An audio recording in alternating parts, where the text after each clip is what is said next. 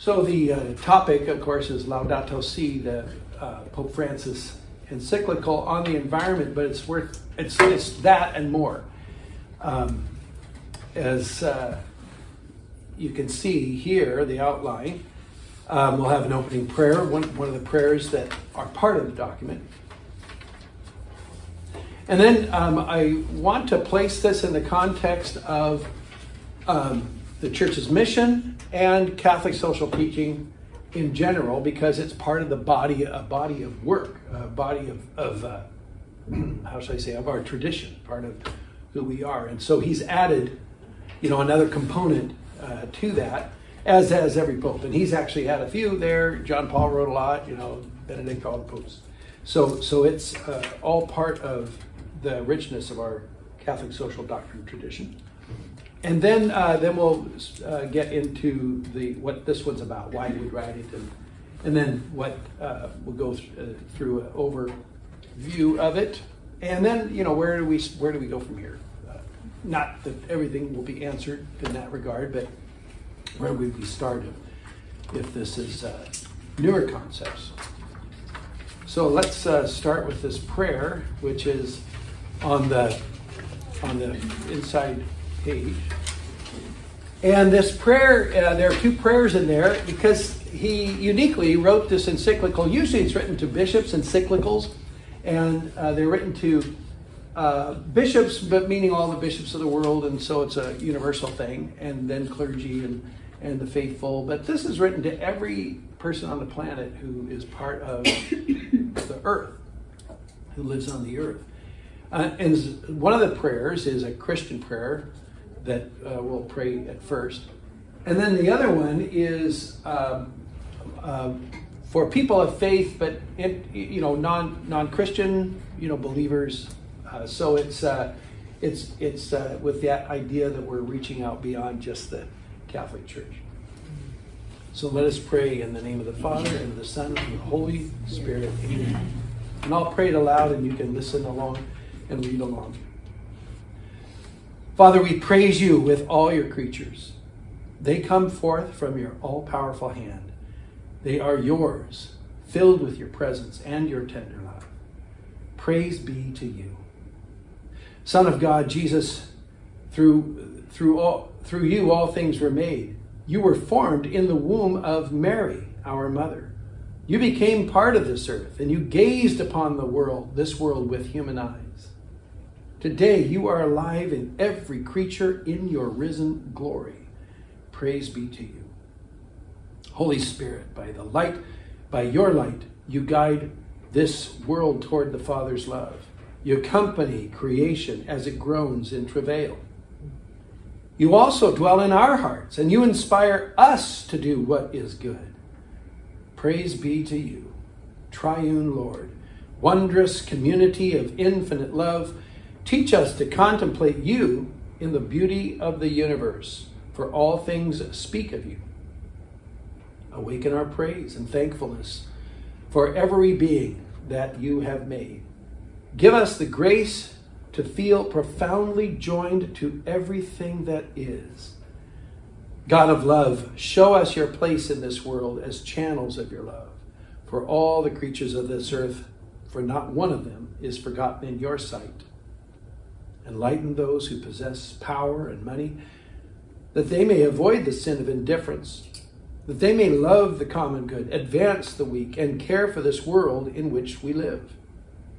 The poor and the earth are crying out, O Lord, seize us with your power and light.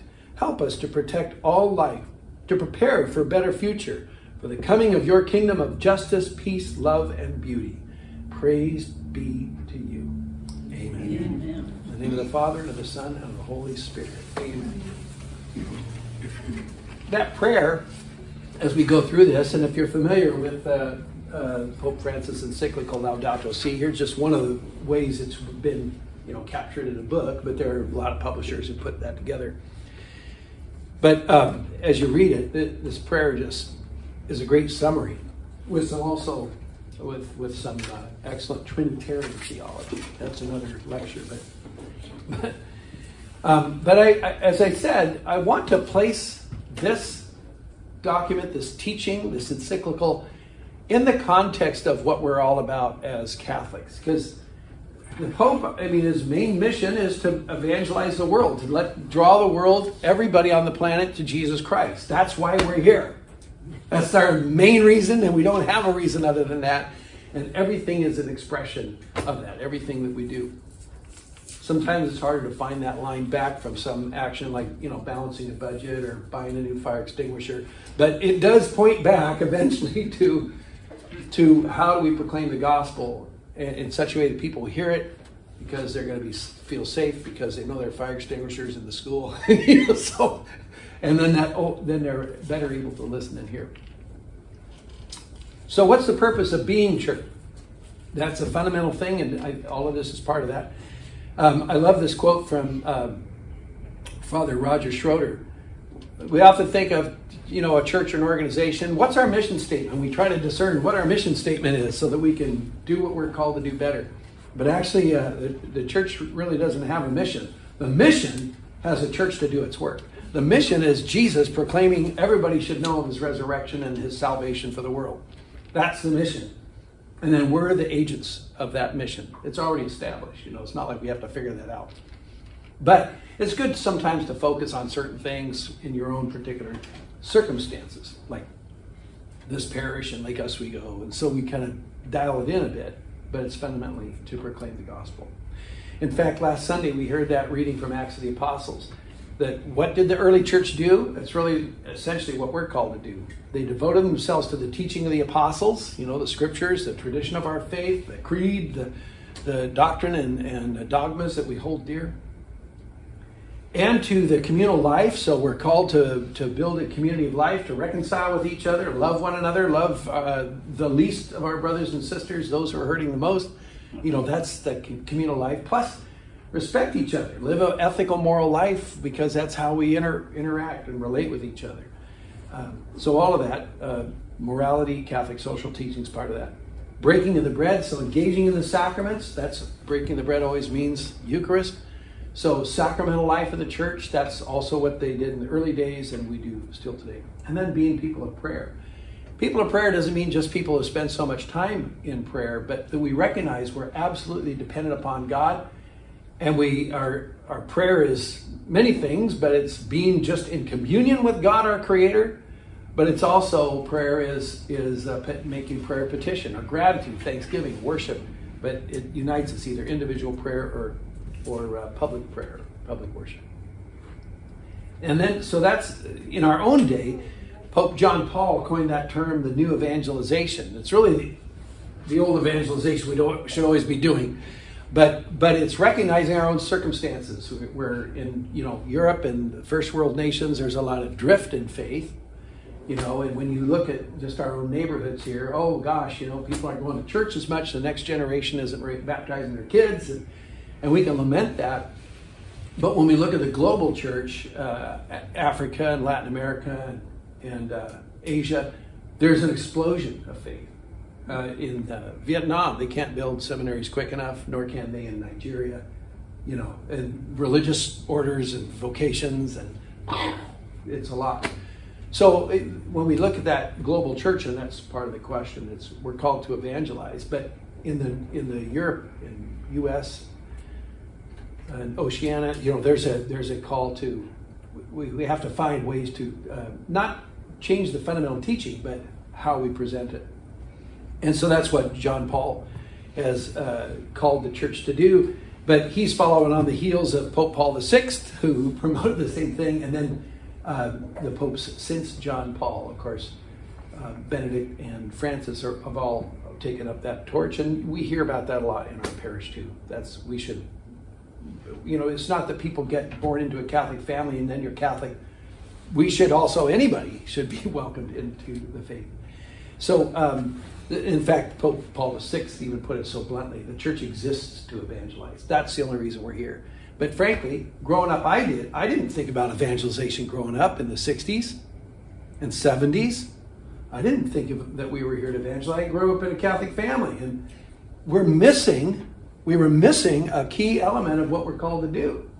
And I think that's what Pope John Paul is speaking to our day. I mean, he was a great pope for how he helped us to move into that, to embrace that call.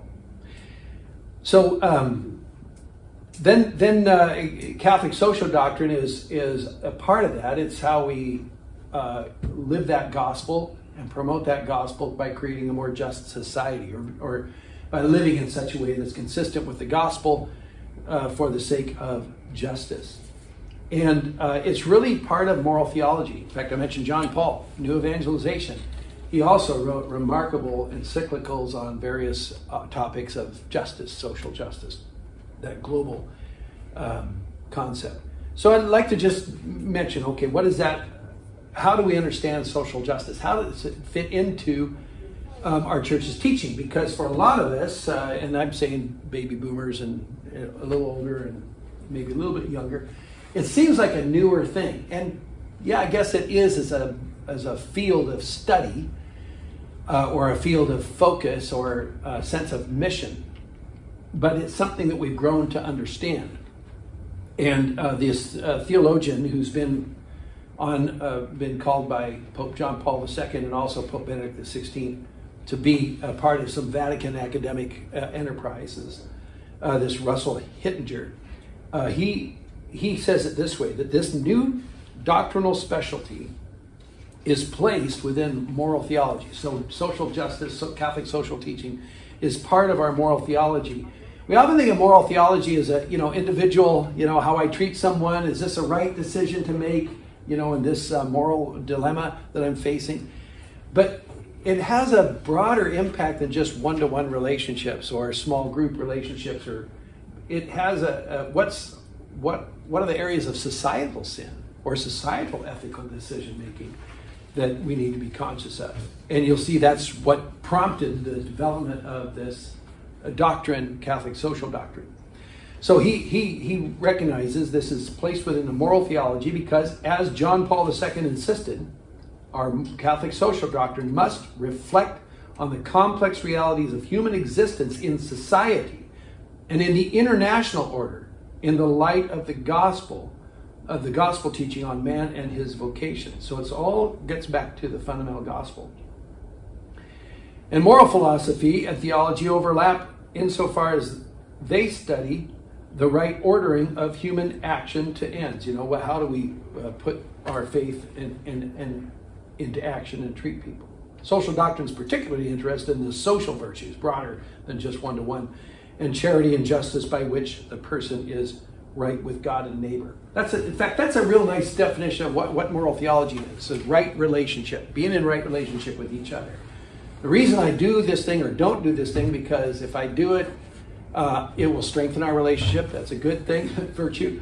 Or if it's morally problematic, it could hurt our relationship if I do this thing, or hurt my relationships in general. And so it's being in right relationship. And this is on a grander scale when we think of Catholic social doctrine.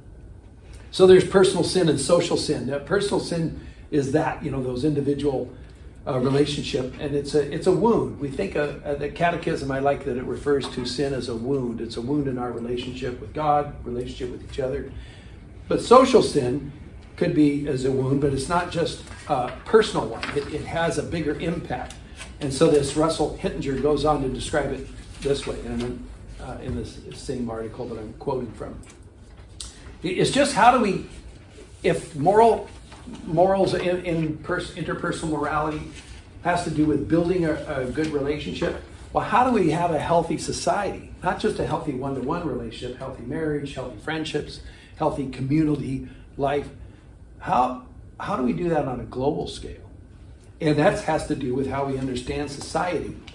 And I like how Hittinger describes this. There are 3 ways, this is top of page 4. There are 3 ways to destroy a society. And when I'm saying this, think about like the Civil War, some way where society was really at the brink of being destroyed. The American Civil War, or any Civil War. There's 3 ways to destroy society. First, by destruction of its members or its matter. You destroy the economy, or you destroy people or their things, devastate a city, bombings or things like that. So that can destroy society. Second, by the disintegration of the aim to achieve common ends through united action. Our common end is people should have liberty to speak their mind and and have freedom of religion, freedom of thought, and expression. That's a common end. When somebody wants to restrict that, we get upset about that because we agree on the value of that. But if you destroy that, or if you find we can't even communicate because we differ so much on things, that can hurt the common end. If we say, oh no, our sense of purpose and direction as a nation is harmed because we can't even agree on what the goals are, okay, that could destroy a society.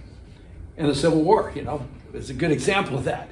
That slavery might have been one of the major issue, but there are a lot of discussion about that, which again is another conversation. But you can see they just couldn't even see the same direction, and that leads to the third thing that destroys society, by destroying the instrument of authority that coordinates the common action. So once the South seceded from the Union, the instrument of unity was lost, and they had their own president, and President Lincoln was trying to keep the country united and the Union, and then there were the Confederate States. You can see that when they lost that common instrument, it could destroy the society. So I think that's a good example of where we were at risk as a nation. We know, if you know anything about American history, it was a crucial time. So that's for the work of social justice. How do we preserve the members or its matter? How do we preserve the common ends with the united action? How do we preserve the tools, the instruments of authority that coordinate a common action?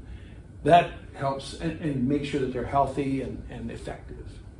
So that's the work of social justice. And so the first teaching in that body of teaching on what we consider Catholic Social Doctrine is Rerum Novarum. It came along in 1891. So it is in the history of a 2,000-year-old church. 1891 is last week. So it's recognizing as the industrial age took off, and then there were factories and there were jobs in cities, and people moved to cities to get those jobs, but the owners of those factories, they just weren't thinking in these terms, but they were thinking about profit, and so they weren't thinking about labor rights. It just hadn't dawned on them, or just maybe the profit drives just became so strong.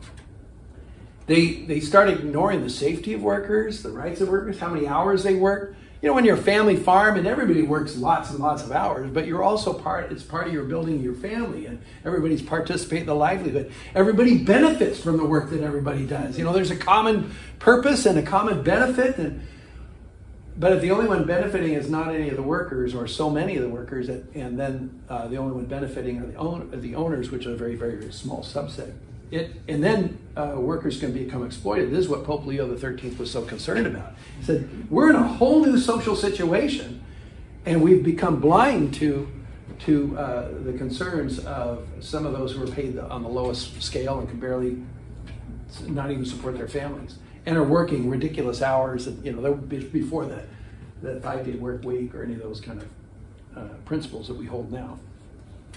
So that was the beginning of it, just a pope, a pastor, responding to issues that are facing the world in a new way. It was a new experience, new awareness. So I'd like to draw your attention to this first addendum, and it's after page 10. And I'll just look at this very briefly. But after page 10, the addendum, foundational documents to the Catholic social teaching. This is found on the U.S. Bishop's website. It's a nice listing of these kind of documents and their historical order. So at the top, Rerum Novarum, but then in the 40th year after Rerum Novarum was promulgated, Pope Pius XI felt the need to reiterate and then address new issues that had come along in the day. But all of these teachings, all of these writings are in that tradition, the beginning of that tradition. And And you can see it continues on. You can study this later, but there's a broad variety. The Second Vatican Council, what is the role of the church in the modern world? To speak of these matters and right relationship in broader society. The religious freedom, what does that mean? There is a few that are written on kind of referring back to Rerum Novarum. One is 80 years after Rerum Novarum, and then Pope John Paul wrote 100 years after Rerum Novarum, but then speaking of issues of the day as well as the principles that were presented by Pope Leo XIII. Then also on evangelization, on social concern, Splendor of Truth, that John Paul wrote, Veritatis Splendor, more on the life issues, and also Evangelium Vitae. So you can see a variety of topics that are covered. And then third from the bottom on this list of papal documents, these are just papal and Vatican documents, Laudato Si is in there. So you can just see the continual teaching. So Pope Francis in this encyclical is part of a broader experience. It's historical. And that's just from the Vatican and the popes. Then there's the United States Conference of Catholic Bishops have addressed very different issues. Climate change is part of that. Solidarity, labor issues, concern for the poor, racism. So there you can see a variety. The death penalty, a variety of topics. And that's just the United States. Then one of the things as you read through Laudato Si, he quotes teachings from various bishop conferences of all around the world and the way they have addressed issues of the environment. So I think it's just good to see a list like that and recognize this is a broad body of work, and it's a theology and a perspective of faith that is part of being Catholic. It's just part of being Catholic as we go forward. So that's where the American bishops then develop, just by saying, looking at this body of work, what are the principles that we draw from this that really they all have in common in some way, or themes that continually get addressed. And that's where we have what are referred to as the 7 themes of social justice. And this is not in the catechism per se, this is more work of the American bishops, and it's on their website. And in the American version of the catechism, they've done a little bit of their own editing, but not changing again any editing, any teaching, but just how it's presented. When the Universal Catechism was promulgated in 92, 94, somewhere like that, it was meant to be a universal catechism, but then each country might adapt it for, particular language groups or issues, or how faith is approached in this or that part of the world. And then, of course, there's for little kids, it's still the foundational work, the catechism for little kids, for teenagers, for all the age groups, for adults. So this is the source of a compendium of Catholic thought, and then you use that for other catechisms for different circumstances. But among those, they also articulate, what do we believe about this Catholic social doctrine? And those themes are, the life and dignity of the human person, all the life issues that we talk about, but it's broader than just, say abortion or death penalty or euthanasia. The call to family and community. We need to build a society that's healthy for families, for community, for a sense of healthy growth societally. Then there are fundamental human rights and responsibilities. So the rights don't just come as I have all these rights, but also if I live in this world, I have a responsibility to protect the rights of others and to contribute in some way to society. We're not here to just absorb and consume, but to give back. Then the option for the poor and vulnerable. That's, they often quote Matthew 25. I was hungry and you fed me. I was thirsty, you gave me drink. When did I see you hungry and feed you? Well, whatever you did for these who were hurting most, you did it for me.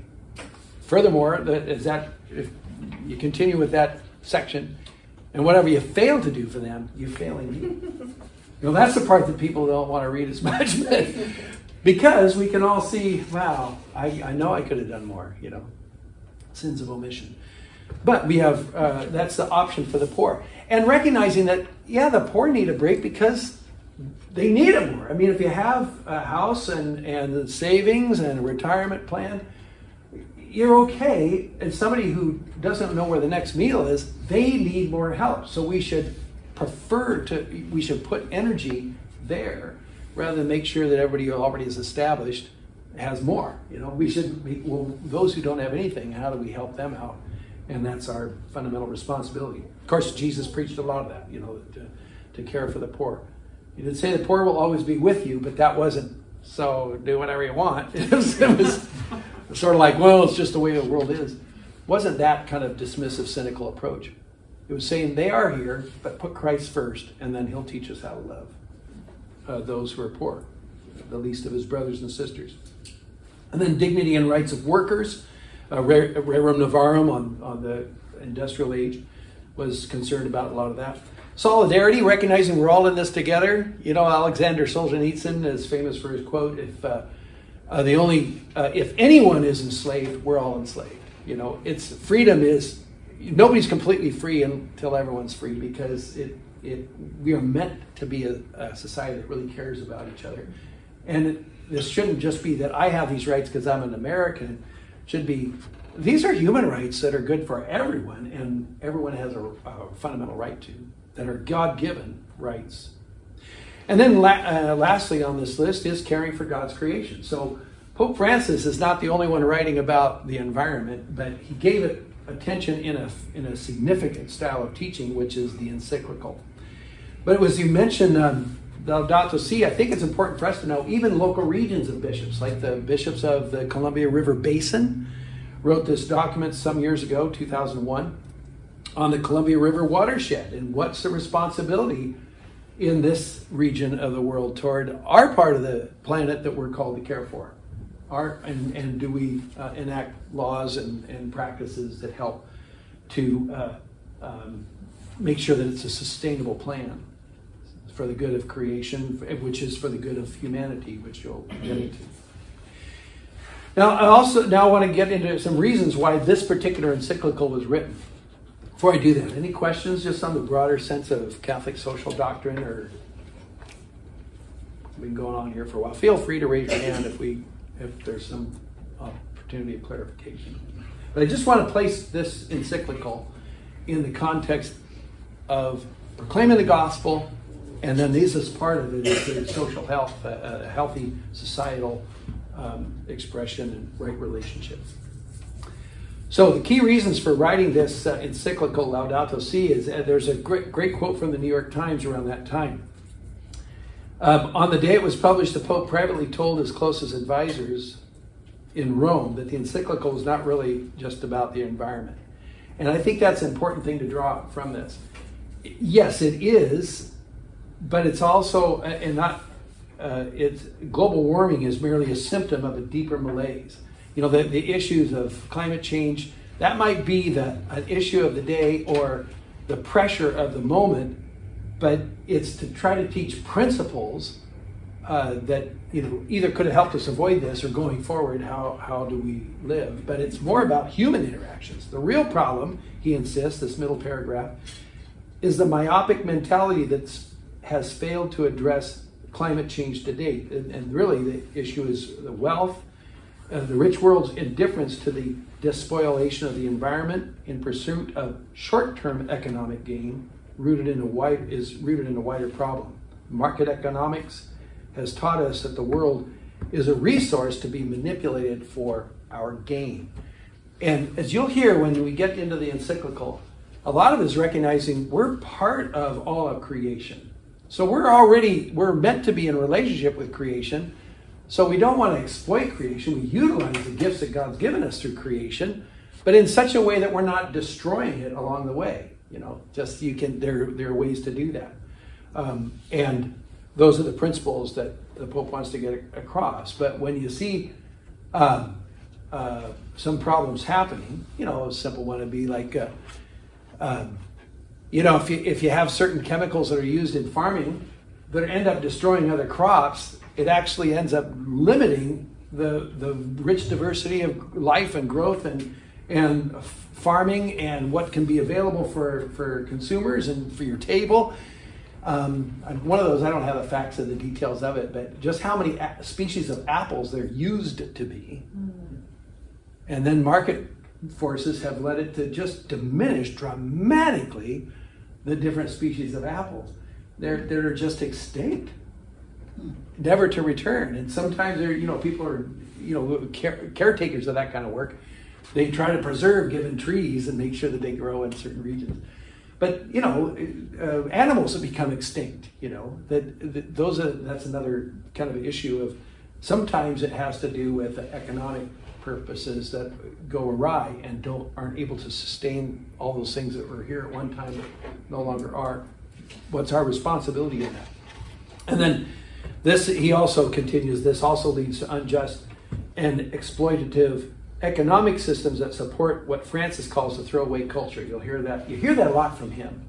But just recognizing that, we should find ways to reuse things. And it's not just to be, paper straws instead of plastic, that's a tiny little thing, but just recognizing how do we sustain a plan. We think of that economically. If you want to add something to your business, you say, well, can we sustain this? Are we going to have enough income so that this will be long term, or is it just a one-time deal? Or is it going to be so expensive it can ruin our business? You think, what's a sustainable economic plan to keep, if this is an important thing to add to our business and our purpose of what we create? Well, so it is caring for the planet. How do we sustain it? And when he talks about throwaway culture, it's not just these global issues of the environment and that concept of nature, but also unwanted people, the poor, the elderly, the unborn. Yes, John? So it's kind of a trope in our culture that a lot of what we consider, say, market or capitalist ethics comes from, particularly from Protestantism, and this kind of notion that the Bible says God gave us dominion over the earth. Oh, I'll get into that. Do this. That word dominion, we'll get into that in a little bit. Okay, I was just wondering if we covered that. Yeah, no, we will. And that's an understanding of what dominion means in Genesis. So hold tight. Thank you for bringing that up. So that notion of what's our responsibility, when we think of personal morality, it helps us understand something of a broader understanding of the broader concept of social morality. So there's a great definition of sin on the top of page 5. It's from St. Basil the Great, a monk in the 4th century. He said, here's the definition of sin. I love this definition of sin because it just makes it so clear. Sin is the misuse of powers, or I would say gifts, given us by God for doing good. The use contrary to God's commandments. So, sexual sin that is contrary to marriage, outside of marriage, or extramarital. Okay, sexuality is a gift, but it's a misuse of that gift. On the other hand, virtue is that God asks us to use the same powers based on good conscience in accordance with God's commands. The unitive quality of matrimony and the sexual expression of love, and also the capacity for life to come forth from that love. That's using God's gifts the way they were called to be, and so that's a virtuous thing. So when people say church is against sex, no, we're not against sex. What we're against is misuse of the gift of sexuality, and for the proper virtuous use of sexuality for committed love, lifelong love, vowed love, and life. So when we, I think when we think of this, how we understand social justice, those are good principles. What's going to be the proper use of the gifts God gives us? What are the detrimental uses of those gifts? Now, encyclical, we keep using that word, is just a letter. It's a fancy word for a letter, but it's a letter. An encyclical is a papal document that's written to the whole world, and it's like a teaching, an established teaching for a long period of time, and sometimes addressing a particular issue, but it's for the global church. And this particular one they're titled usually by the very first line of the encyclical. And this one, Pope Francis is quoting Saint Francis, who was, you may not know this, but when you look at the history of the Italian language and poetry, the first poet in the history of Italian poetry that they have is 1200s, Saint Francis. He's considered sort of a first prominent poet because of him. He did write extensively, and we have an example of some of that here in a second. But they take the first line. He used an Italian poet, and so he used the Italian expression that is translated in every language group that reads this encyclical. They have the words Laudato Si, which is praise be. Laudato Si mi Signore, praise be my Lord, mi Signore. And then it's mostly written in Latin and then translated into everything else. But he's quoting an Italian poet and saint. So, but the title is that, praise be to you, because that's the very first line.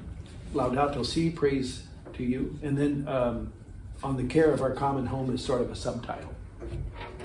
And you'll see an addendum too, and it's the very, very last page of this, is the actual Canticle of the Sun. It is St. Francis' poem from the 13th century, describing the beauty of God's creation and how we are called to be in relationship with it in some way. So things, gifts of nature are referred to as brother and sister. See at the beginning, that second stanza, praise be my Lord with all the creatures, and especially our brother the sun, which brings us the day and the light. Fair is he, and shining with very great splendor. O Lord, he signifies you to us. Like God's love is warming our hearts as the sun warms the earth. And then Sister Moon, and so there's this relational nature. Even toward the end of his life, just before he died, he told his the other brothers, get my pen, because he had more to add, because he sees his own life going, and he needs to come to terms with death. Death is part of nature. And he says, and praise be to you for sister death. The death of the body, which no one can escape. Woe to those who die in mortal sin. We don't want to die a spiritual death, but embrace the physical death, knowing that it leads to eternal life. So there's the sense of relationship we're called to, and that's what Pope Francis wanted to get across. That's why he uses that as sort of a poetic expression of what this document's about. Now, I also like to say something about and then we'll get into the encyclical itself. Say something about the urgency. And this is how I'm understanding this encyclical. There's something that pushes an urgency of the matter, climate change issues, and people can have a lot of difference of opinions about that. But the point I want to get across even more is this should be a normative way of acting.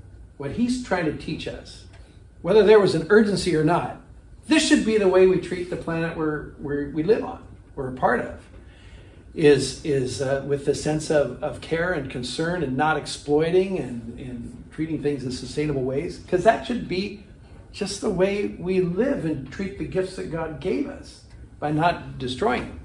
And so the analogy I use is we should take care of our teeth. It's good to brush your teeth and floss, and that's not just for the health of your teeth. It impacts a lot of other things in your body, because if your tooth is in agony, then you don't want to eat because it's too painful, and then you're not getting the proper nutrition, and that impacts other systems in your body. Okay. But what happens is lots of times somebody doesn't care for their teeth, or they never learn about the importance of that. It's not integrated in their life. Then after a while, their teeth might start to rot. If they never have a chance, or don't have the resources to get regular checkups, don't have a health plan, then they have a crisis where your tooth has to be pulled.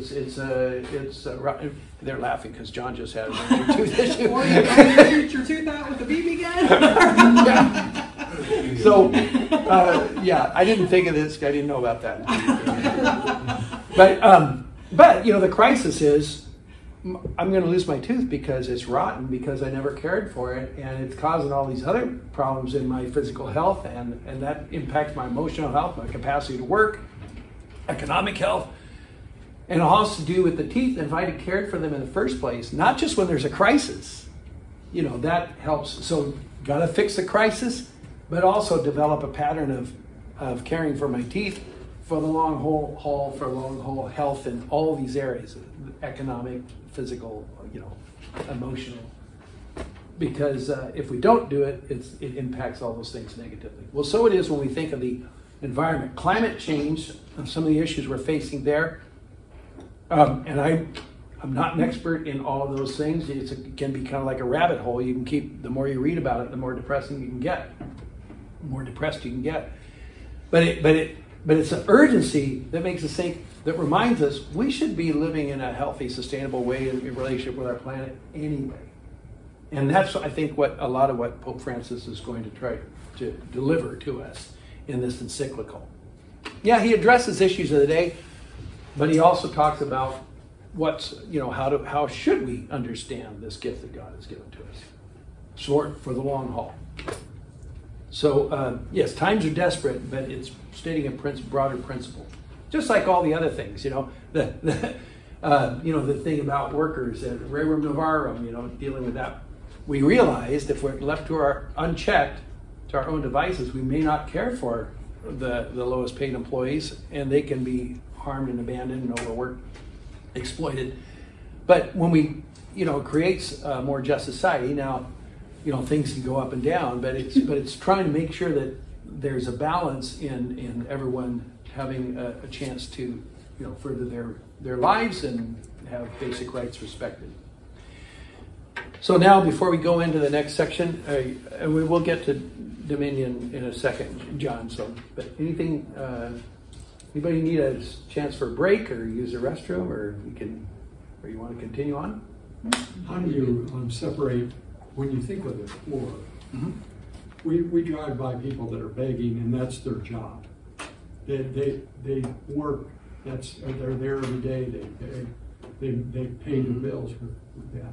How do you separate those people from the woman who has been left abandoned with 2 children? You know. Well, to some degree, everybody has their own story.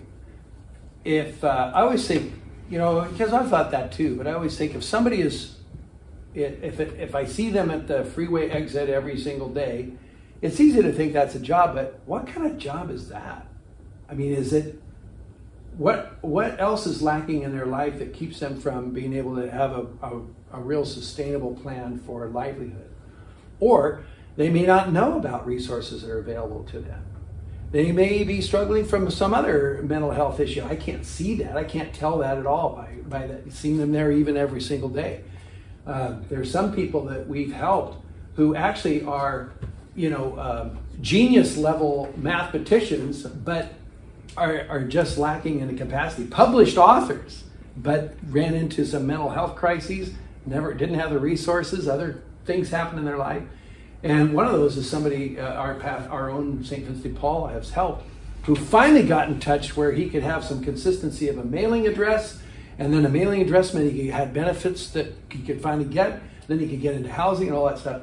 But you wouldn't have thought that if you just saw him on the street every day in the same place, you know. Not everybody has his story, but everybody has a story, and so part of that is just listening and starting to know the story.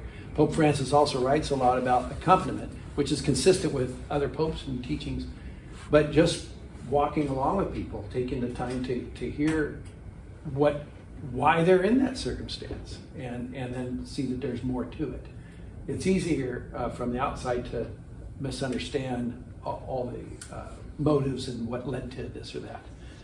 I mean, I've been amazed when I chat with people who are at, standing in line for food or something, and I'm just out there to be friendly, and then find out, where are you from, and what brought you here, and then finding out their story is actually fascinating, sometimes quite intriguing, but sometimes horribly tragic. And wow, any of us could be in that position with those circumstances.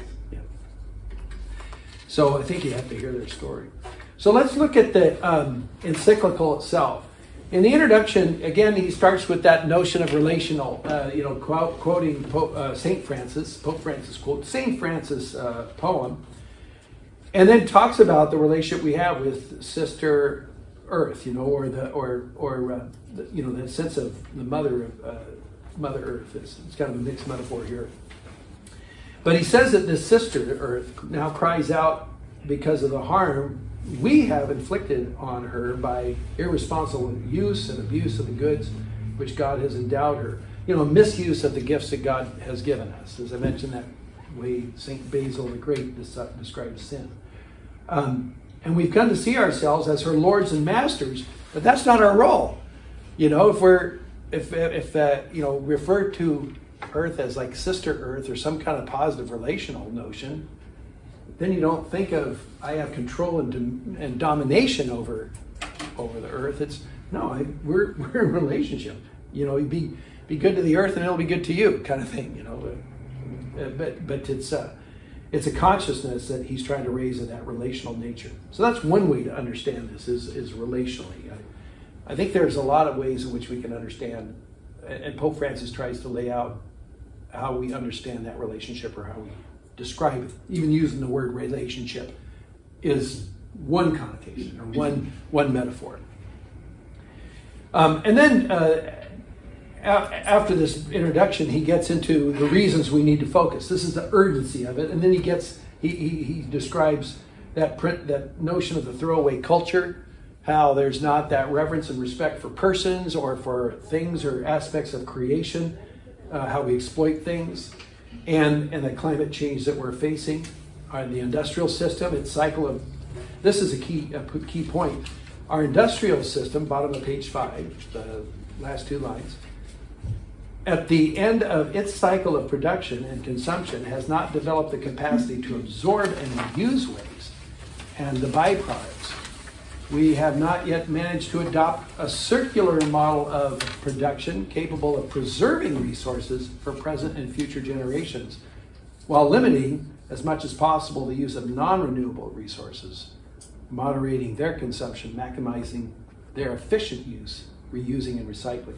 It's just that notion of if you can overfish an area, and then what's that do for the livelihood, of that area? So that's why, even for people who are just anglers, fish recreationally, they have a limit so that you don't destroy the opportunity to catch fish for years down the road, or you can overuse the forest, and if they don't replenish and have new growth, then are you prepared for situations like forest fires? I was driving back down the gorge today, and you see that whole section where these spindly trees that were burned up. What's going to happen to those? They're not harvestable for building.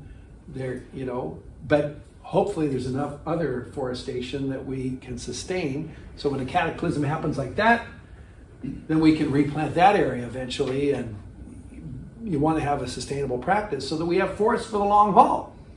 Or the same with lots of other. What's another one I was thinking of? Forestry, fishing, the rainforest, and how much that contributes to the process of, what's the word I'm looking for? You all know it. It's photosynthesis. Yeah, so they produce oxygen. The more of the rainforest that goes away, we start reducing the use of oxygen. What would be a more sustainable way? And you have to set limits on that. And so anglers know, Fish and Game says you can only catch 1 salmon or 6 trout or whatever the number might be that season or that period of time, so that I can go fishing next year too, or tomorrow even. You don't want to overdo it. So, and you might not like it. Some people of ill will might even try to cheat the system, and hide the extra fish they catch. We all say that's wrong. You should follow the rules. There are laws to control that so that we can preserve the gift. And we gladly recognize the authority. That's, remember that comment about a part of a healthy society is you have an authority that we all respect and recognize, and that's also helps us, and the United States, we'd like to say we're all, in a sense, the authority. If we're all voters, we're a nation of the people, by the people. And so we voted those people into position or those laws into place, or our representatives did. So how do we sustain things that's one of the notions here, and when it's not done, it causes a lot of harm. And then he lists a number of those. And this is going to be very brief on the section that really deserves a lot more time. But our resources are finite. This is also on page 6. And we're not cooperating with creation's order. Creation's order is, if you cut down a tree, are you going to replant another tree? If you harvest the farm crop, are you preserving the land there so that you can grow another crop or rotate crops so you don't overuse the farmers who want to make a living and do it for a long time. They get this stuff. They know the importance of that. Cattle ranchers too. I worked on a cattle ranch for a while, and I thought, wow, these are very environmentally conscious people because they don't want to overgraze an area because they want to be able to graze there next year too. So our resources are finite. We have to cooperate with that natural order, creation's order. And Pope Francis emphasizes that the climate itself is a common good. I'll get into a little bit more about what common good means, because that's a very important principle in Catholic social teaching.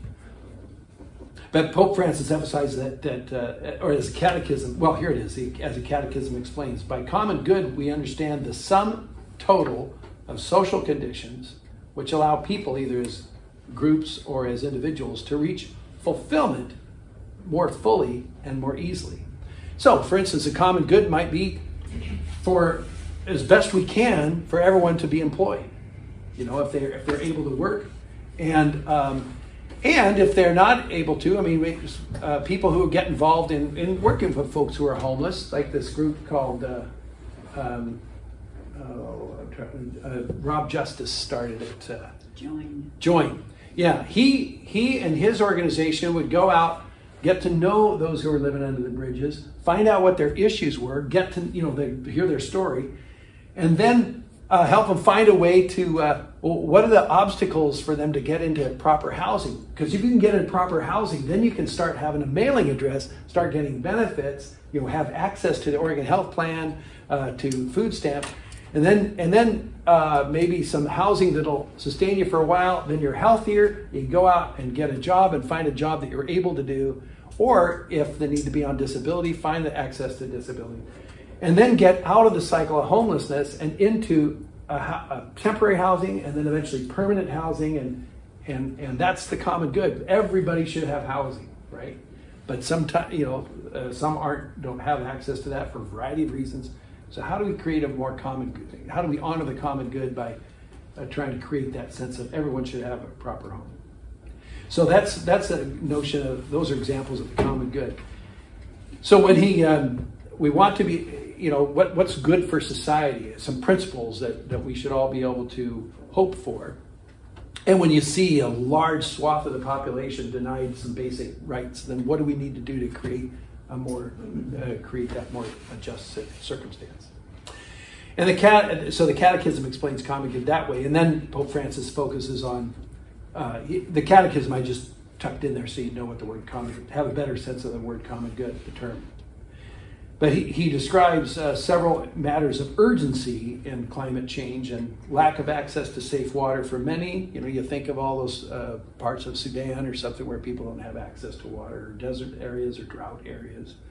A loss of biodiversity, as I mentioned, the apples. The fewer and fewer species of apples.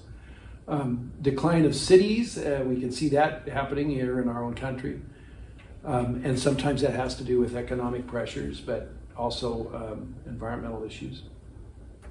Undue burden that causes the poor, saying that both everyday experience and scientific research show that the gravest effects of all attacks on the environment are suffered by the poorest. For instance, sometimes how crops are done and how workers can be exploited, farmers. And where it's a crop that doesn't sustain or allow for a healthier mix and biodiversity in a given area. I know Hawaii is struggling with some of these things. You can actually destroy the chance for long-term jobs and meaningful work. So the poor struggle with those things. Or another one, and he gets into this in other areas of this encyclical.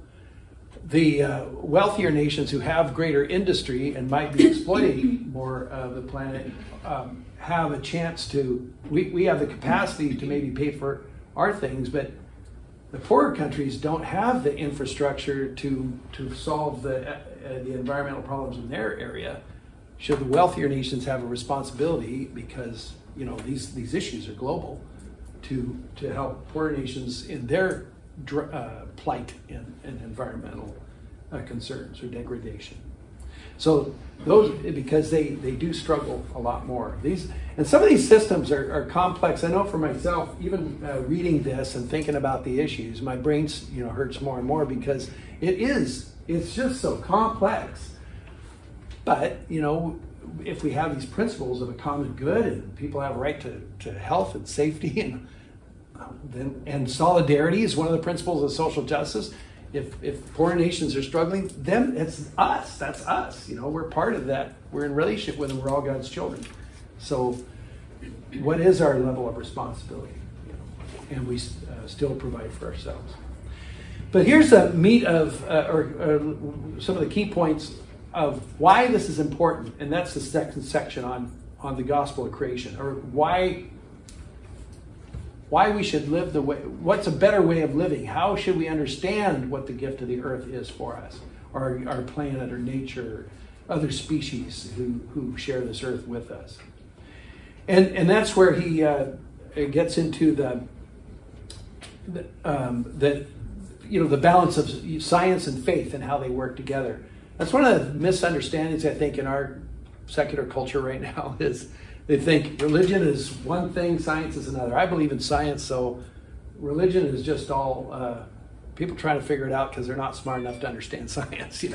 That it's so insulting when I hear those kind of things. But actually, they work together. But what our faith helps us understand is our Creator and how we're meant to be in relationship. The why, the meaning of things, and science is just another language that helps us understand how things work. So I often think of that as science is for the sake of what things are and how they might function, but the faith is about meaning and why things are important. The why we are, why God is, how we're called to be in relationship. So the principles, a sense of meaning. But science, I just think of it as another language to describe creation. And so is philosophy, and so is poetry, and so is theology, and the language of our faith. So they should work together, but the science, I think, the faith, the perspective of faith is understanding the Creator's plan and the purpose of creation. They work together. And so that's where he wants to say, this is not just an issue of science and politics, it's also a matter of faith. What is the Creator's plan for our common home, and how are we called to be a part of that? And how are we called to contribute? And disregard for that duty is what leads to broken relationships. So this, in that second to last full paragraph, it says that disregard to the duty to cultivate and maintain a proper relationship with my neighbor, or those whose care and custody I'm responsible for, ruins my relationship, even with myself, with others, with God, and with the earth. He's just trying to say, well, it's all interrelated. How I treat somebody at home, helps me. It has an impact more than just this one relationship. If that's injured, it starts to injure. It has a ripple effect and starts causing harm in other areas of our lives, and so it is with when it comes to these environmental matters. So to ignore that notion of sin, and the broken relationship is part of the sin. If sin is something that harms our relationship with God or others, virtue is what's going to strengthen it. We can lose sight of what our purpose is, and what the ultimate goal is of ourselves or our lives, or all the gifts that God has given to us, including natural gifts that are in what we call nature. I say what we call nature because, as we're going to get into this a little bit, we're part of the nature. We often think of ourselves as different than nature. That's where it leads to a sense of domination over nature. Instead of saying, I'm part of that there was this world that also trees exist in, and animals exist in, the oceans exist in. And some of the DNA is also integrated in all of us, you know. So we need to recognize that we're part of that. We should have a sense of being in communion and not in domination. So this last two lines gets to what John brought up earlier. This helps us better understand the admonition that is given in 1 Genesis, that humans have dominion over creation. It's not having to do with, it has more to do with being in communion with the rest of creation, and sometimes being a caretaker for aspects of creation. And a steward is a gift that I want to care for and honor and respect, but it's not meant to be domination. And Pope Francis in several ways is going to describe that, how we're not here to dominate or exploit, but to recognize how we're called to be in relationship with the beauty and wonder of God's gift of creation. And so then he gets into the human roots of the actual ecological crisis, where we have sinned in that regard, where we have failed to have a proper relationship and cause that leads to environmental issues. And it's again an image that I like to use here is what is consistent with Ignatian spirituality. St. Ignatius of Loyola, founder of the Jesuits, he also had a spirituality, the spiritual exercises, which help to understand how we're meant to be in right relationship with God and with each other. And I would say also with all of creation. And the way he describes it, and this is a fundamental purpose and intention of Ignatian spirituality, is the things that are going to be valuable in our lives are things that help lead us to the Creator, lead us to God, lead us to right relationship with God, and by extension with other people and with all of God's creation. So when we think or judging something, is this a good thing or a bad thing? Is it going to help me be stronger in my relationship with God, or is it going to hurt my relationship with God? And the things that hurt my relationship with God or others, which essentially is hurting my relationship with God, or exploiting God's gift of nature and hurting my relationship with God, then I want to detach. I need to separate from that. It's not helpful for me. It might be an attitude. It might be an addiction. It might be a personal desire or a appetite, but it's not really healthy for me, you know. So where do we limit things? And because they will draw me away from God, draw me away from other people in a healthy relationship, or draw me away from a healthy relationship with others, or harm my relationship with creation, but fundamentally all of that harms my relationship with God. So I want to detach from things, attitudes that separate me from God and others, and affirm those that lead me to God and others. That's the Ignatian spirituality. But I think that's it. Pope Francis, was a Jesuit. You know, he lived that for his entire life before he became a bishop, and still integrates it. I think that's underlying some of this is what when we recognize the human roots of the ecological crisis. What are the things that we become too attached to that we end up exploiting them? You know, we're seeing, fossil fuels are all being, you're going to come to an end after a while because they're not sustainable. We're not producing fossil fuels more every day. They are there, and then when they're not gone, they're done. Or other species of animals or plants or tribes, cultures that become extinct. Those are harmful. So how do we detach from those things that might cause harm there? The rainforest is another example. We don't want to overuse that so that it no longer can produce the oxygen we need. Rather, we should move to a truer notion of our relationship with the environment that can never be isolated from our relationship with others and God. So that's, again, he's using that in relational language.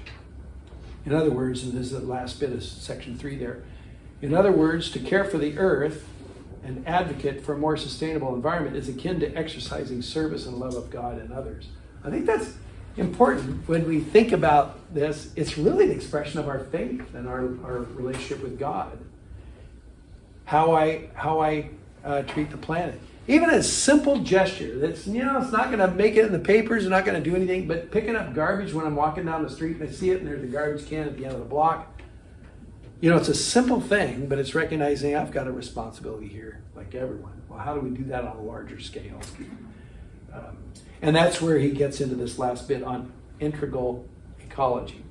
Any questions before I launch into that? Yes? I do want to say that he wrote this in, I believe it was 2015, if I'm not mistaken. And I think a lot of these points came to the forefront during COVID, because during COVID, we were all sequestered. Yeah. And all of the changes that showed immediately when people stopped commuting. I mean, when we had all of a sudden things growing and animals walking around downtown, and the air in India cleaned up, and China. And yes, I mean, it's total validation of what he's saying. I was in Hawaii in January, and I was talking to some of those folks about what it was like in COVID what it was like in Hawaii during COVID, which is, huge tourist industry, right? But nobody could travel there. Nobody go on planes. What they said is the animals came back.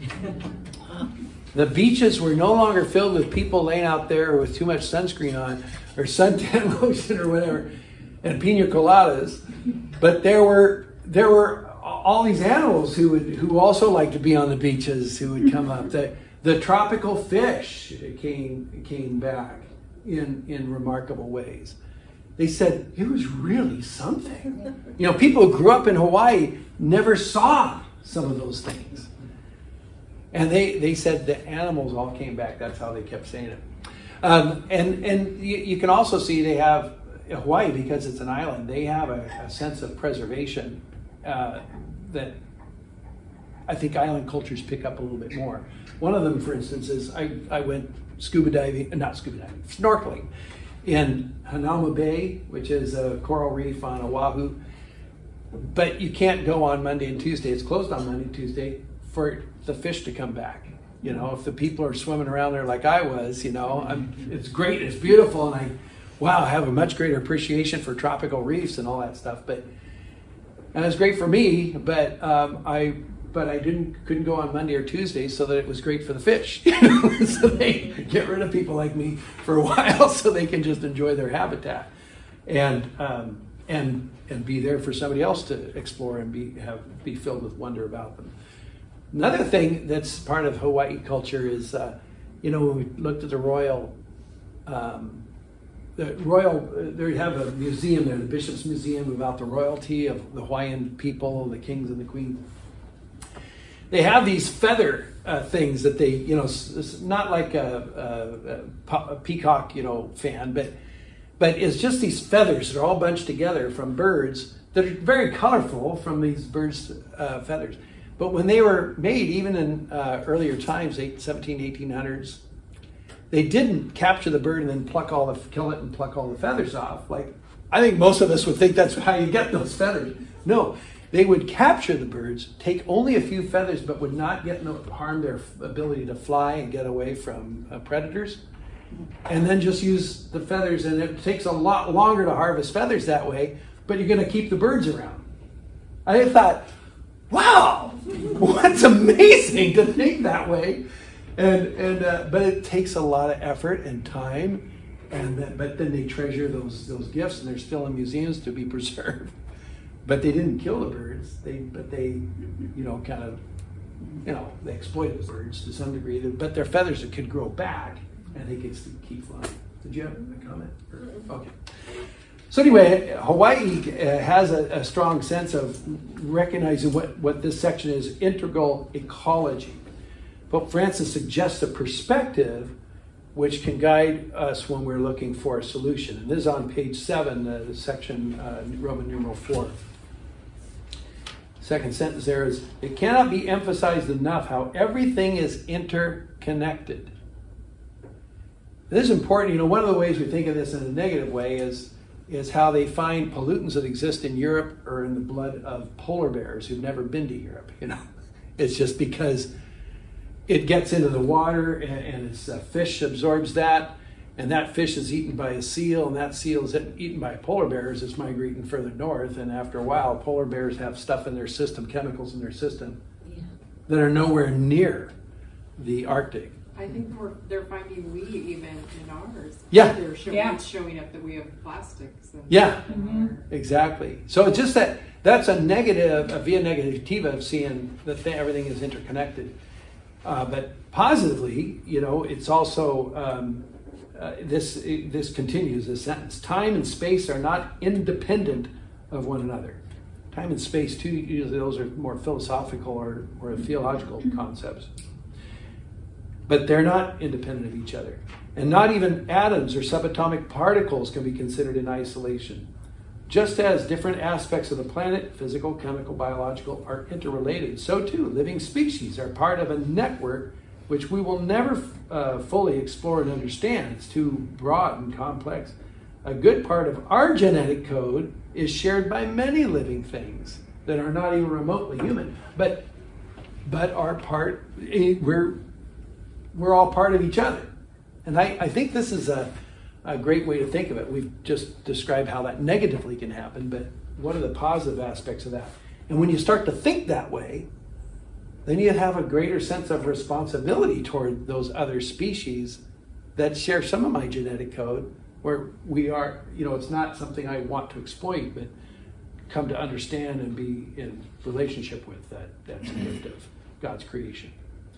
And so it's just divesting ourselves of a notion of being outside the realm of nature. I think my growing up most of the time, I just thought of, well, there's nature, and then there's my life. I'm a human being, and I live in a city with concrete and formica, or whatever it is, some synthetic things.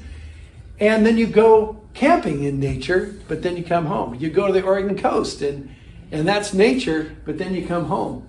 Well, no, my home is part of nature. My body is part of nature. We're all part. It shouldn't be a dichotomy, us and them kind of thing.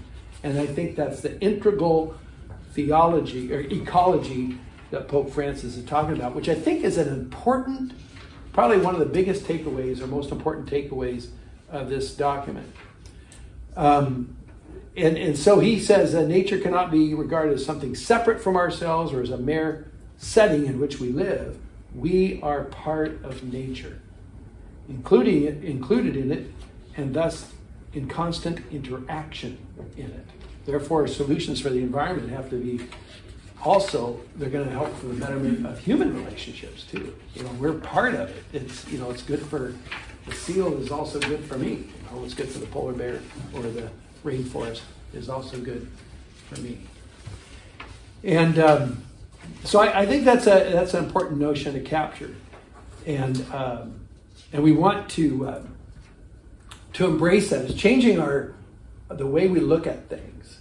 I think that's the gift of this encyclical, because when we start looking at it differently, then we realize I need to pay more attention to this because it's part of me. It's a part of myself that I've been ignoring or haven't been given the proper attention, and.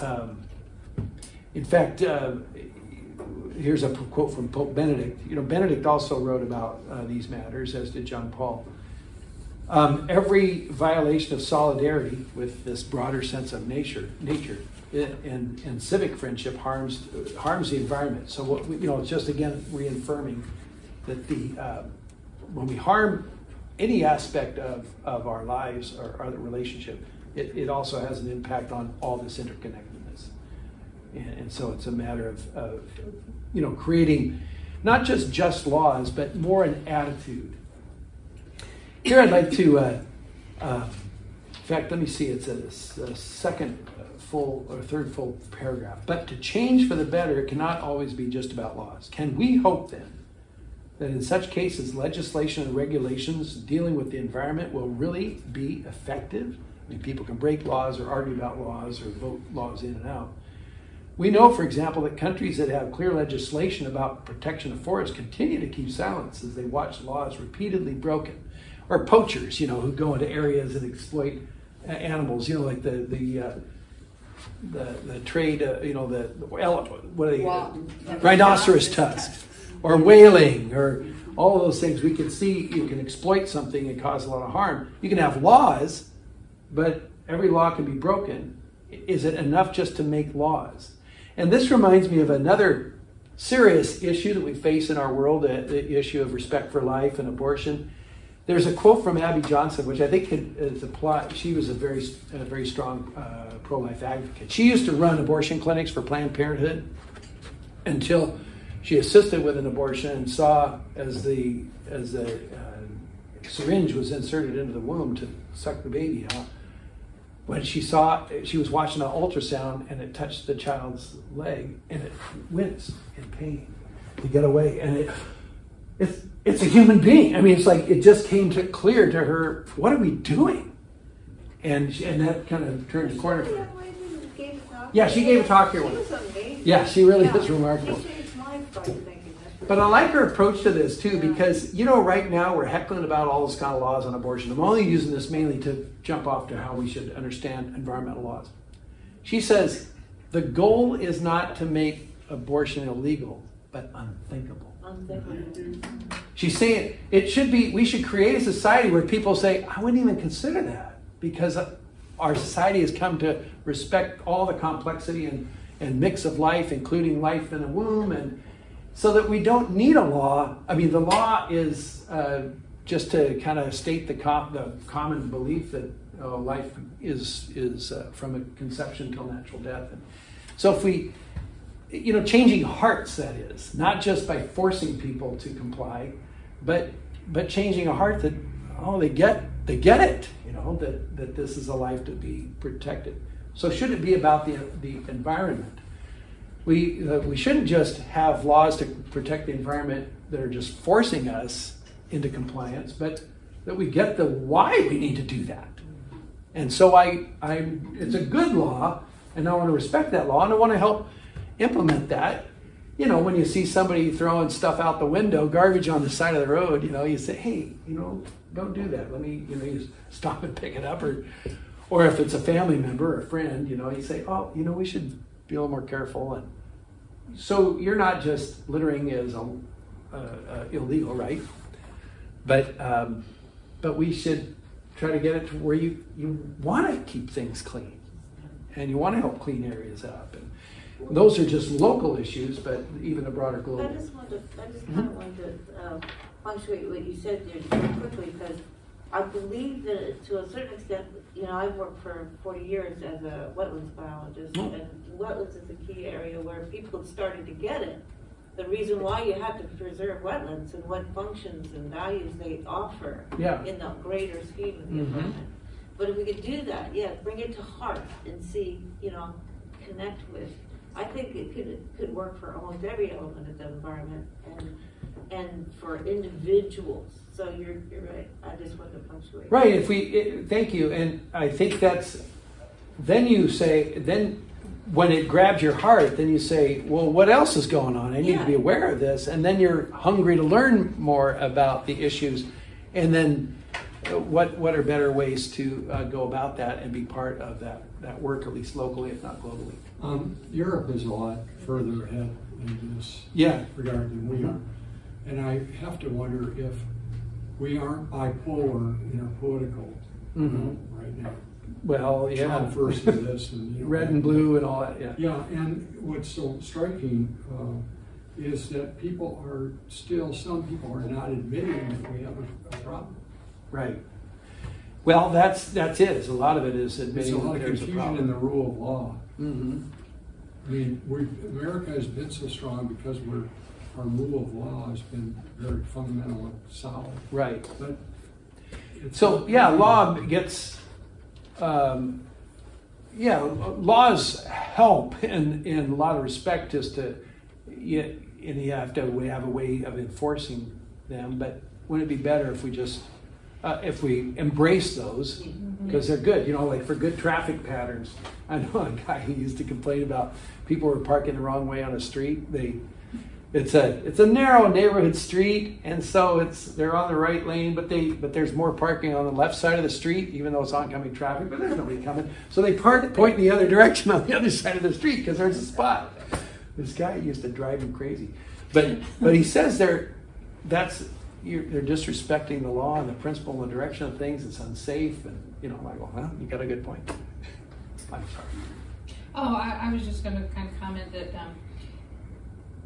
it seems to me sometimes that when I get frustrated about all this kind of stuff that we just have more of a sense of community and community responsibility, and it seems like now society has more of a what's in it for me, or I always talk about that.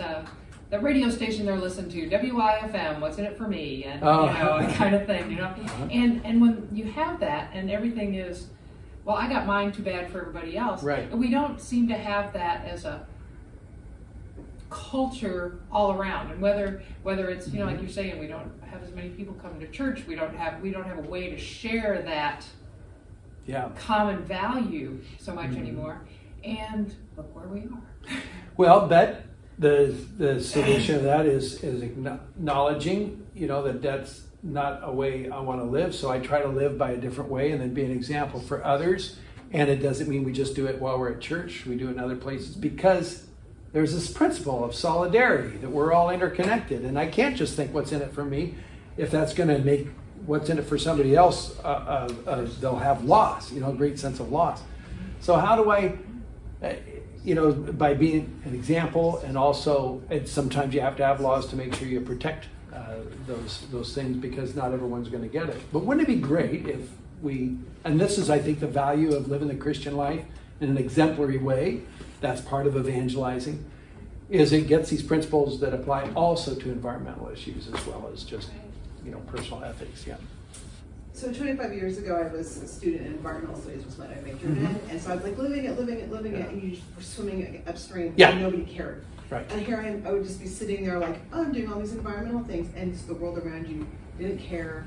And that's frustrating. Global warming was an issue 25 years ago, which I was aware of. Yeah. And now everybody's like, oh my God, the sky is falling. Right. And I'm like, yeah, of course it is. Like 25 years ago, exactly. I've been doing something about it, and I find the whole thing frustrating, and I kind of turned away from it because it just seems so hopeless in a way, and which is why I'm here, is to try to find hope in it again. Yeah. But poverty is a huge issue. Nobody's going to care about the wetlands if they don't know, if they don't have anything they can. Right. How are they going to get their kids fed? And the consumerism, again, just touching on your issue, it's like, what am I going to get? It's like, I don't even know how you break the cycle until we're forced to, because humans can't, for some reason, we can't see, 25 years ago, we couldn't see where we'd be today, even though they were saying we're going to be here. Right. We're more of it's an emergency, do something now about it. So how do we collectively decide, we're going to put the brakes on?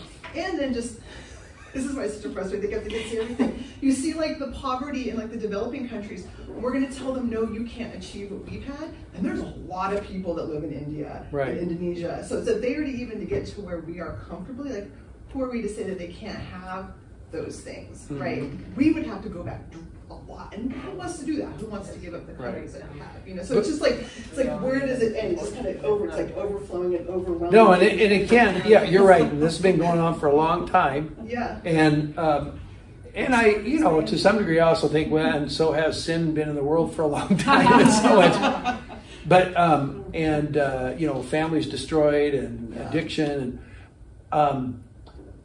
But I think what Pope Francis is kind of preaching here is the gospel of make sure that we understand, if we're going to embrace Christ and the call to proclaim that hope, it also has to do with how we understand our relationship as a part of nature, so some of it is like our ongoing conversion. You two are poster children of that. We're ongoing growing in faith, returning, deepening our faith, becoming more conscious. Hopefully that's what's going to motivate us. In fact, even from this talk today, I'd hope that, some might say, okay, how can we broaden this understanding? Maybe we should, develop some study groups around this going forward. We're having kind of Catholic Social Action Committee that just started up, and how can we broaden those interests? And we can only do what we can do, but it's better than not doing anything, like that, But it's incredibly frustrating. It's very frustrating because you feel like our economic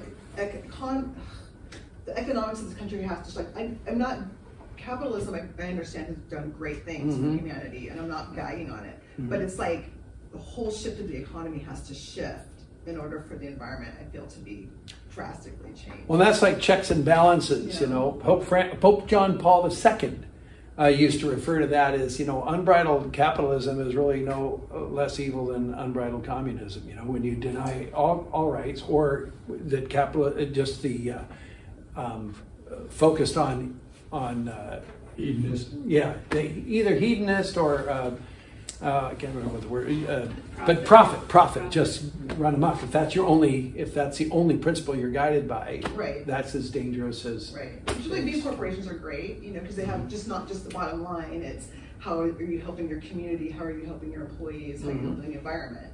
You know, so we can kind of, that's starting to shift a bit. So right, there's some. They're not a positive, you guys. Well, there's some, yeah, and there are also some business plans that are conscious of what are we giving back or mitigating. You know, like even LEED building, LEED building. Are you building in such a way that you're not?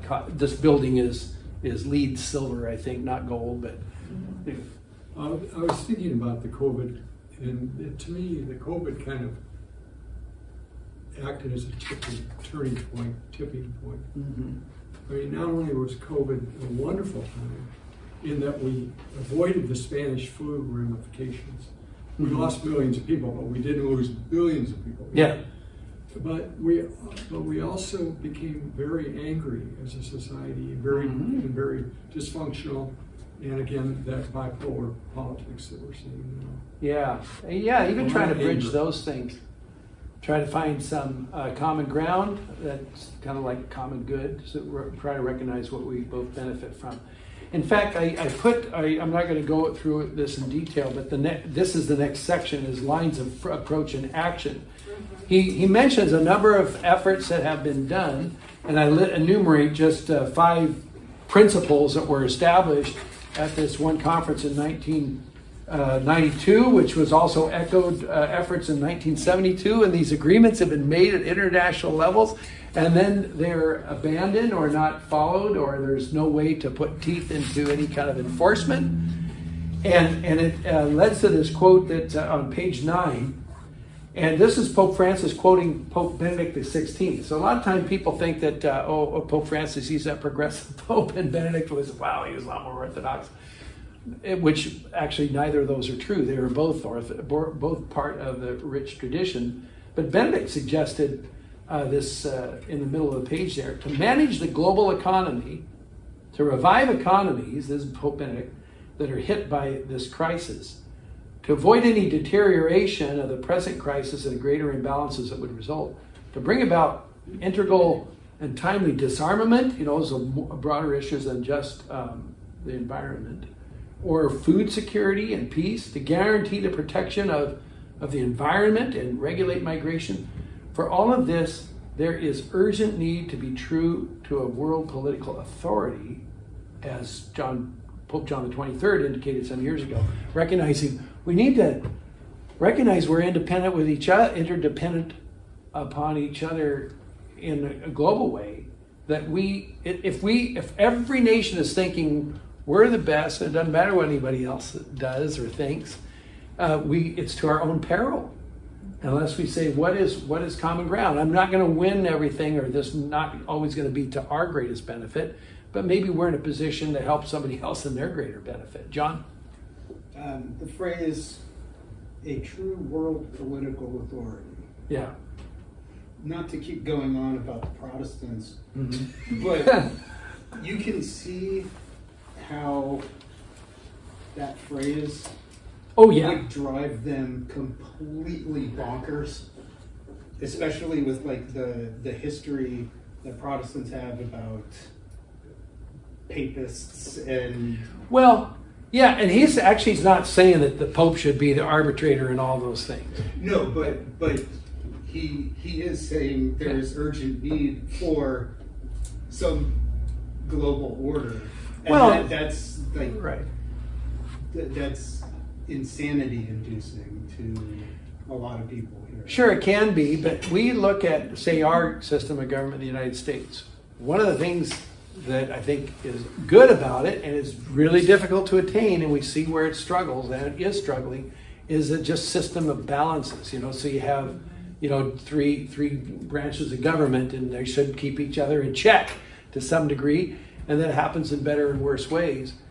And it's frustrating there, but shouldn't the international community have another similar kind of a thing, so we have checks and balances on each other, but we all have to agree to be part of the dialogue?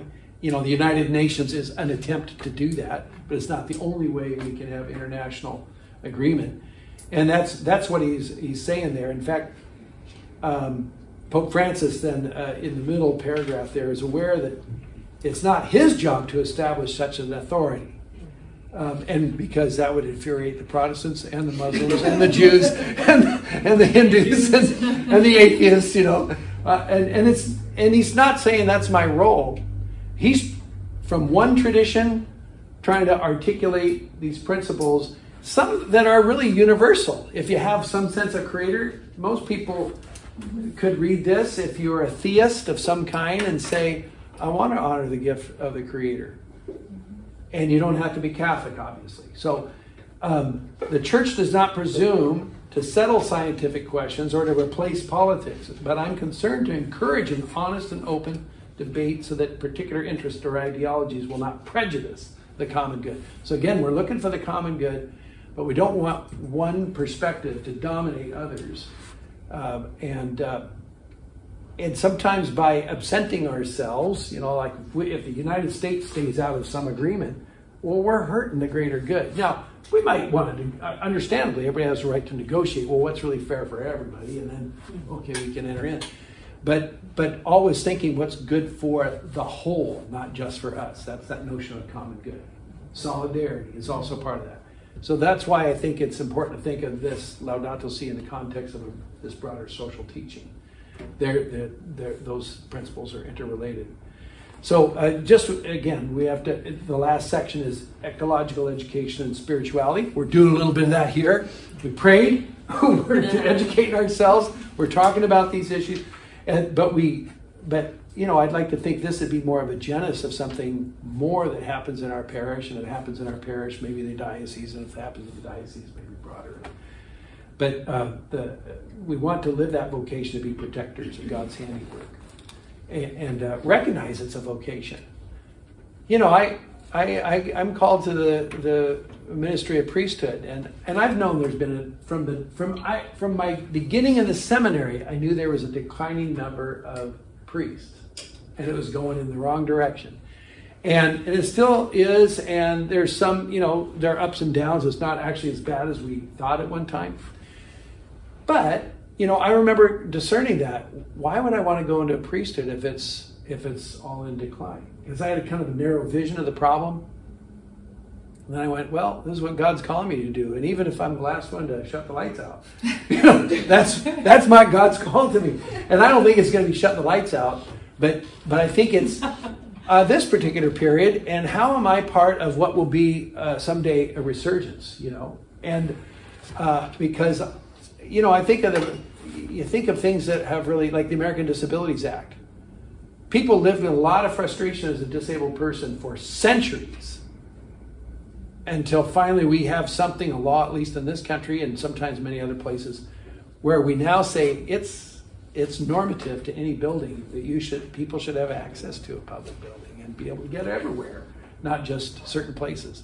So I think that's what keeps me from being too frustrated, is knowing we've solved some problems. And so, we can look ahead with some hope, but we need to inform ourselves. And then I'm almost done here. And I think just on the back, I'll conclude with this. It's just that as we go forward, we do have to engage ourselves. Like I really appreciate your comment, Shari, because you're kind of saying I need to just get another boost of energy to keep going, because it can be so frustrating. It's paralyzing, but that can happen in a lot of aspects of life. And so that's why we need to study. And it's our own personal conversion, the convictions of how I want to live and how I want our world to be. But then it's also prayer, recognizing it's bigger than just me. Not just prayer of intercession, though, prayer of being grounded in God, the Creator, And then that helps me be more respectful of all that God, the Creator, has created. But then action. What can I do? And I can't do everything, but I can do this, you know, and then, or I can be more aware and maybe help educate somebody else. You know, it's just so recognize our own personal call. What's my own personal call? And it's one of those things, if everybody does something, that's a greater solution. So any other comments before we close with a prayer? One little quote, which I can't remember where I read it, but it said something like, "Our arms have gotten so long, we don't know what our hands are doing anymore." And I really, the whole globalization idea, just reading about the cobalt mines, you know, and it's like, oh, let's all go electric. That sounds great, but where's all the stuff for the batteries? Right. You know, there's no, like, we're trying to, like, that's, I mean, this is my life, right? This is where my brain goes, and it's just like there's no happy ending. Yeah. and so it's difficult, but. Yeah, praying. That I haven't really tried that much. So I'll try that. Well, part of it is recognizing our dependence upon the Creator. Yeah. But I also think you're right. And one of my brothers, who actually has done a lot of great research and study in this regard, he says if you just read about the climate change issues and what's going the wrong direction, it's very depressing. After a while, you can get into a rabbit hole there.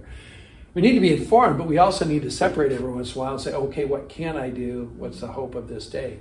And the same thing with any problem in the world. We need to find some moments of hope and do something positive. But this pill that causes abortions, or people take the pill after they're conceived. Mm-hmm.